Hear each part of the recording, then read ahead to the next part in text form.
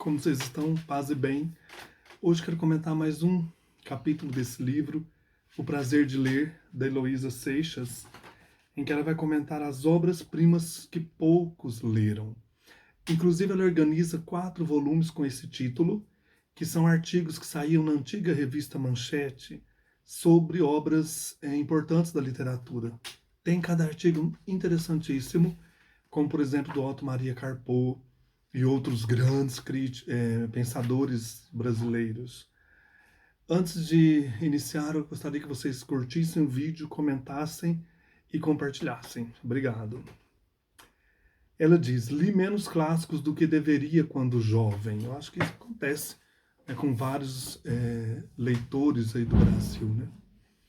Em 2004, ela organiza, então, essa coletânea de artigos de literatura em 4 volumes, as obras-primas que poucos leram, da editora Record, e ela descobre que dos 70 títulos citados nas categorias romance e conto, pelo menos uns 20 continuavam inéditos para ela. Ela diz que ficou chocada e se dedicou naquele ano a tentar sanar essa falha, tentar assim, encontrar, né, buscar os textos clássicos. E em visitas a livrarias e sebos, ela comenta, ou mesmo pegando das prateleiras dela, ou emprestado dos amigos, ela reuniu os livros e começou a lê-los. E aí vou usar, então, o texto, né? Vou ler o trecho em que ela vai comentar. Tive grandes surpresas. Alguns tidos como títulos difíceis foram lidos por mim com grande facilidade. Foi o caso, então, do Sonho e a Fúria, do William Faulkner, narrada em suas primeiras 30 ou 40 páginas por um deficiente mental. Então, assim, é o Benjamin, que sente cores e enxerga cheiros, uma ousadia do genial Faulkner, que resulta numa obra espetacular. O povo fala muito desse, né, O Sonho e a Fúria. Eu já li e achei essa genialidade mesmo. Além de usar aí uma expressão do Macbeth de Shakespeare, o sonho e a fúria, né? A vida, na vida nós somos como palhaços aí, rodeados por sonho e fúria, e no final significa nada. E o Faulkner, ele vai criar uma narrativa com várias vozes, e é um texto impressionante. Só que assim, tem que ter coragem, eu comecei por ele. Mas é um texto impressionante, assim, que nos traz grandes revelações. Outro livro que ela diz que adorou foi O Castelo, de Kafka. Ela já tinha lido O Processo, mas O Castelo nunca, cuja atmosfera onírica a envolveu como um casulo. Também já li O Processo, mas não li O Castelo. Interessante, né? Acho que eu já vi um filme sobre o Castelo, mas tá aí na minha estante para ser lido. O mesmo aconteceu com Crime e Castigo, do Dostoiévski, que ela já tinha começado e largado inúmeras vezes, em edições antigas em português. Dostoiévski, eu não sei se eu comecei pelo Crime e Castigo, eu já li acho que 2 vezes, mas Dostoiévski é uma coisa assim esplendorosa, né? Ela diz que pegou uma edição em inglês e leu com grande interesse. Muitas vezes o texto se torna mais difícil por causa de problemas na tradução. Ah, tá. Por isso, o ideal é que possamos ler sempre na língua original em que o livro foi escrito. E aí ela diz, no caso, o russo é mais difícil, né? Se não for possível, procurar boas edições de editoras confiáveis é a solução. Então, eu também faço isso. Tem uma coleção Abril, em 50 volumes, bem antiguinha. Lá começa pelos irmãos Karamazov. Eu li todos aqueles livros. Depois eu doei essa coleção para a biblioteca nossa, de um convento lá em Franca. Eu comecei a refazer, ainda não terminei, mas assim, os livros que mais me impressionaram em edições mais novas, com comentários, com textos de apoio. E é muito interessante. O Dostoiévski, por exemplo, era um volume só, a letra pequenininha, sem textos de apoio, sem nada. Mas valeu a pena. Eu li só essa vez os irmãos Karamazov e eu quero reler. Eu tenho aqui, inclusive, né? Ela diz, mas algumas obras-primas justificaram sua fama de difíceis. Foi o caso de livros como Moby Dick, de Herman Melville, e Os Sertões, de Euclides da Cunha. Isso não significa que eu tenha deixado de apreciá-los. Apenas minha relação com eles se deu de forma diferente da que tenho com livros saborosos e envolventes. já li os dois várias vezes. Moby Dick para mim é um esplendor. Comprei inclusive uma edição da Antofágica belíssima, quero mostrar mais para frente. Que livro lindo, que livro perfeito. E já li também Os Sertões várias vezes, gosto muito. E descobri numa das releituras que a prosa do Euclides da Cunha é poética. Gostei muito disso. Ela diz: Moby Dick e Os Sertões são difíceis pelas mesmas razões. Grande quantidade de informações, digamos, técnicas, e uma demora para começar a ação. Para quem nunca leu Moby Dick, é estranho ficar sabendo que o personagem título só aparece na página 553 a 30 páginas do fim. É isso mesmo. E que Melville interrompe a toda hora a ação para desfiar um verdadeiro tratado de cetologia, estudo das baleias. Gostei muito. Como quando explica ao longo de um capítulo inteiro os mínimos detalhes sobre a linha usada nas pescas dos cetáceos. Há quem fique frustrado no fim do livro, quando o duelo entre Moby Dick e o capitão Ahab acaba tão rápido, depois de uma espera por parte do leitor de mais de 500 páginas. Para mim não fez diferença essa espera. Foi mais gostoso ainda. Melhor da festa não é esperar. Mas isso não me aconteceu. Eu admito que tive de me valer de uma certa disciplina para não pular as partes técnicas sobre as baleias, mas quando fechei o livro, a sensação que ficou em mim foi muito interessante. Era como se eu tivesse atravessado todos os mares junto com a tripulação do Pequod, que é o nome do navio, ao longo de 4 anos sofrido com aqueles homens, Ismael, Queequeg, Starbuck, enfrentando o calor, a calmaria, solidão e desespero.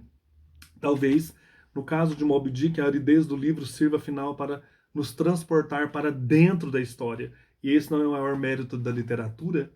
Gente, quando você lê Moby Dick, parece que você está navegando os mares aí do Pacífico com os tripulantes. Que livraço! E é um dos fundadores, né, da literatura, da cultura aí americana. Essa ousadia do homem enfrentando as baleias e os mares. Ela vai comentar sobre os sertões. Com os sertões, as sensações que tive foram diferentes. Assim como Melville, Euclides da Cunha é um especialista.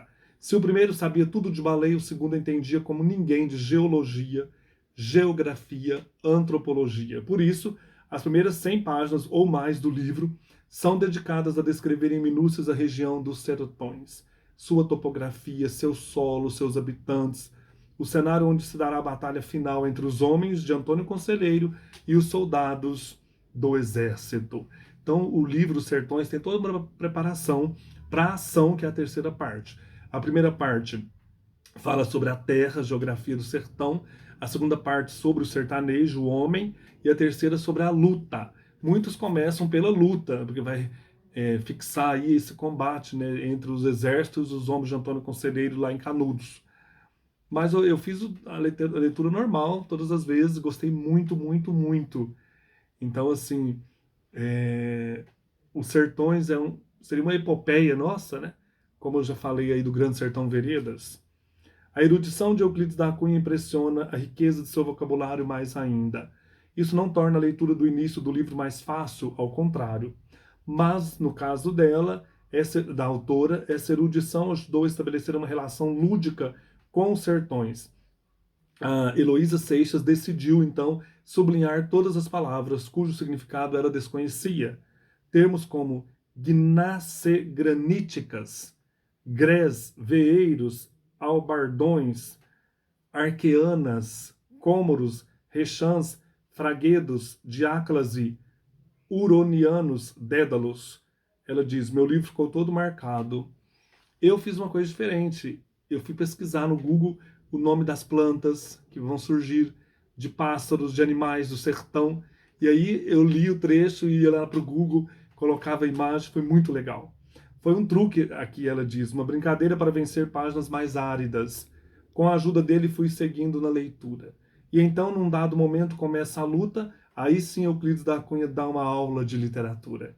Ao contrário de Melville em Moby Dick, ninguém poderá acusá-lo de ter sido econômico. A descrição das lutas encarniçadas em Canudos é de arrepiar e vale cada linha enfrentada com dificuldade lá atrás. Concordo plenamente. A Heloísa vai continuar tratando sobre os clássicos e ela diz: alguns livros nos assustam no começo, Mas quantas vezes não vamos descobrir ouro em pó mais adiante? Por isso que eu não deixo, eu não largo o livro, vou até o fim. Se ao menos perseverarmos por 2 ou 3 páginas, no caso do Grande Sertão Veredas, por 80 páginas, persevere, você vai encontrar ouro lá no meio do livro ou no final. Ela vai dizer, o começo de Ulisses, de James Joyce, é tão truncado que é preciso ler e reler as primeiras linhas para entender o que está acontecendo. E ainda na primeira página, a verborragia de Joyce nos brinda com mais de 10 adjetivos no único parágrafo, o que é cansativo. E olhe que eu gosto de escritores viscerais que adjetivam sem medo. Nesse ponto, sou como Nelson Rodrigues. O adjetivo é minha tara estilística, dizia. Mas admito que ler Joyce não é fácil. Talvez seja melhor começar, por exemplo, com os Dublinenses, que são contos, foi o que eu fiz por enquanto. Também fiz isso. Mas, gente, eu gosto muito do Ulisses. Tem uma outra edição aqui que eu quero ler e tem uma edição nova que eu ainda não comprei. Mas é um livro assim que me deixou em êxtase. É difícil, tem horas. Cada capítulo é escrito com uma técnica, né, narrativa. Mas que coisa impressionante que é Ulisses. Você se lê também naquele único dia na vida do Leopold Bloom, andando pela Dublin e conhecendo a si mesmo, né, como um novo Ulisses, lá da Odisseia. Há livros que parecem falar um dialeto próprio, que precisamos primeiro decodificar para só então mergulhar em seu universo. Ela diz que muitas vezes se revela espetacular. É o caso de Pantaleão e as Visitadoras de Mário Vargas Llosa. Não li esse livro, cujo começo um diálogo entre um casal com uma linguagem meio tatibitate, cheio de panta e pantita, para lá e pochita para cá, quase me fez desistir, nunca li. Mas decidi continuar, é um dos livros mais deliciosos que já li. Quero ler agora, tá vendo? Me incentivou a ler. Não li tudo ainda não, gente. Tô descobrindo, né? A leitura nunca termina, né? Outro exemplo clássico é Grande Sertão Veredas. Pegar um livro que começa com uma palavra inexistente, nonada, e segue um dialeto que a princípio é incompreensível, pode afastar qualquer leitor desavisado. Eu já li várias vezes, já li 2 vezes esse livro em voz alta, para sentir aí, escutar esse som, né, do sertão. Ainda mais se ele folhear aquelas mais de 500 páginas, descobrir que não há capítulos, nem sequer parágrafos, é tudo uma única massa de texto. Na verdade, um só homem falando, embora não seja um monólogo, e sim um diálogo do qual só ouvimos uma das partes, isso mesmo. Mas se insistirmos e lemos 2 ou 3 páginas, logo perceberemos que estamos compreendendo tudo completamente imersos na linguagem do Rosa, de Guimarães Rosa. E mais ainda estaremos apaixonados pelos personagens e pelo enredo, na verdade, uma belíssima história de amor. Eu já tenho vídeos aqui sobre Guimarães Rosa, né, meu autor preferido da vida. Eu devoro e amo e emociono cada vez que leio Grande Sertão Veredas. Outra coisa, algumas pessoas se sentem atemorizadas diante de um livro grosso. Não é o meu caso, o caso dela e nem meu. Livros longos, em geral, não são um problema para mim. Já li vários com cerca de 1000 páginas, alguns com enorme prazer. Foi o caso, por exemplo, de David Copperfield, também já li, de Charles Dickens. Mas há também aqueles cuja leitura vou adiando por uma razão ou por outra. Além do já citado Ulisses, ela nunca leu Guerra e Paz de Leon Tolstói, eu já li, amei. Dom Quixote Cervantes, já li, devorei várias vezes. Os Miseráveis de Victor Hugo, já li.